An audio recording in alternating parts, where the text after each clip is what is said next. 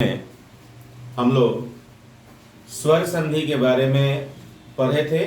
स्वर संधि की 5 भेद बताया गया था। दीर्घ संधि, गुण संधि, यन संधि, वृद्धि संधि और अयादि संधि। इसके अतिरिक्त हम लोग स्वर संधि का जो उपभेद है, अपवाद संधियां जो हैं, पूर्व रूप संधि, उसके बारे में भी पढ़े थे। तो स्वर संधि कंप्लीट हो गया था। अभी हम लोग पढ़ेंगे व्यंजन संधि के बारे में। सबसे पहले ये जानेंगे व्यंजन संधि क्या है। व्यंजन संधि को हम लोग हल संधि के नाम से भी जानते हैं। इसे हल संधि भी कहा जाता है। कहता है कि स्वर एवं व्यंजन वर्ण के कारण व्यंजन वर्ण में जो विकार उत्पन्न होता है उसे व्यंजन संधि कहते हैं।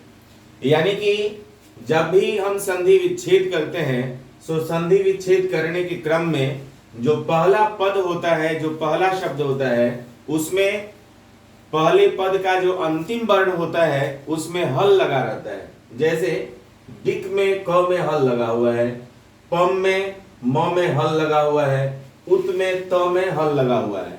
ये हल जो है व्यंजन का द्योतक है। इसे हम हलंत भी कहते हैं। यह जो दिक में हलंत है, पम में हलंत है, उत में हलंत है, इसी को हम लोग हल वर्ण कहते हैं, हलंत बोलते हैं। यानी कि यह व्यंजन का द्योतक है। ये कहता है कि यदि संयुक्त क के बाद स्वर वर्ण आता है तो वह तीसरे वर्ण में परिवर्तित हो जाता है। यानी कि क का तीसरा वर्ण हो जाएगा तो क ख ग हो जाएगा। उस हिसाब से यहाँ पर दिगंबरा सिद्ध होता है। उसके बाद बोलता है कि यदि म के बाद प्रथम वर्ण आता है तो म का अनुस्वार हो जाता है। तो ये म है, म के बाद प्रथम वर्ण आया है चवर्ग का। तो ये कहता है कि या तो म का अनुस्वार हो जाएगा या च का ही पंचम वर्ण हो जाएगा। तो यहाँ पे देखिए म का अनुस्वार हो गया तो पंचमा हो गया, या च का पांचवा वर्ण तो यहाँ पर देखिए य हो गया है तो पंचमा बन गया। उसी प्रकार से ये कहता है कि यदि प्रथम पद के बाद पंचम वर्ण है तो यहाँ तवर्ग का त पहला वर्ण है और यहाँ पर तवर्ग का न पांचवा वर्ण है। तो कहता है कि त के स्थान में भी त वर्ग का ही पंचम वर्ण हो जाएगा। तो यहाँ पर उन्नति बन गया। इस प्रकार से इसे हम व्यंजन संधि कहेंगे, क्योंकि प्रथम पद में सभी पदों में हल वर्ण लगा हुआ है। दिक में, पम में, उत में, सब में क्या है? हल लगा हुआ है, जिसको हलंत बोलते हैं, जिसे हम व्यंजन संधि कहते हैं। अब व्यंजन संधि को डिटेल्स करने के लिए, विशेष रूप से समझने के लिए इनके सूत्रों को पढ़ना अति अनिवार्य है। इसलिए सबसे पहला सूत्र है व्यंजन संधि का समः सुटि। समः सुटि सूत्र क्या बोलता है, ध्यान देंगे। ये कहता है कि यदि सम के बाद, यानी कि सम एक वर्ड है, एक शब्द है, सम के बाद क्री धातु से निष्पन्न, यानी कि क्री धातु, क्री से करना होता है, कारक होता है, कृतम होता है। तो क्री धातु से निष्पन्न यानी कि निर्गत बना हुआ कोई शब्द आए तो म का अनुस्वार हो जाएगा, संयुक्त स का आगमन हो जाएगा, तथा बाद वाला जो पद है वह ज्यों का त्यों रह जाता है। जैसे एग्जाम्पल में देखेंगे आप लोग, यहां पर सम है, यहां भी सम है, यहां भी सम है, यानी कि म में हलंत लगा हुआ है। तो कहता है कि सम के बाद क्री धातु से निष्पन्न। तो यहां देखेंगे आप लोग, क्री धातु से निष्पन्न शब्द आ गया कृति, कारह, कृतम।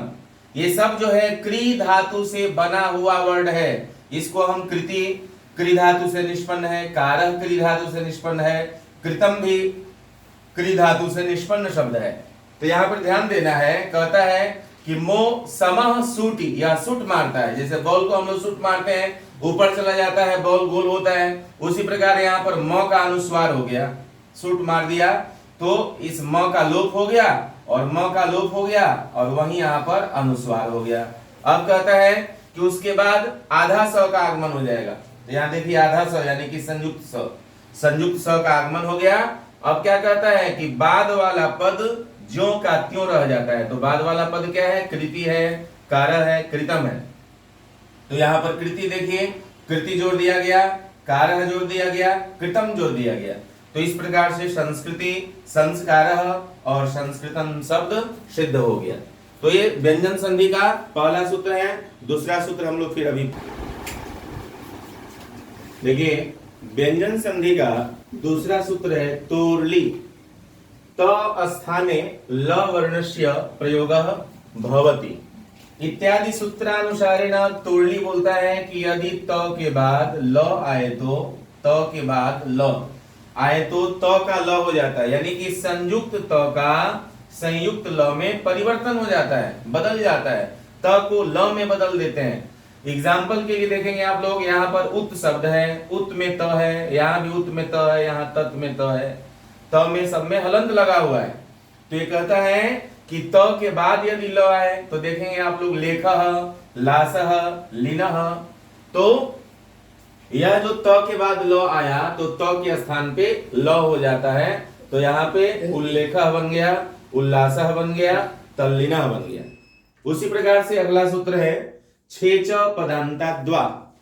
छेच पदान्ताद्वा सूत्रानुसारेण यदि ह्रस्व वर्णस्य पूर्व पदे आगमनं भविष्यति तर्हि ततो परान्ते छ वर्णः स्यात् तर्हि छ वर्णस्य पूर्वे संयुक्त च इत्यस्य वर्णस्य आगमनं भविष्यति। इत्यादि सूत्रानुसारेण कहता है यदि ह्रस्व स्वर के बाद छ आए तो एग्जाम्पल के लिए देखेंगे, जैसे वी है, यहाँ पर वी में ह्रस्व इकार की मात्रा है, स्व में अ है, यह अ जो है यह भी ह्रस्व स्वर है।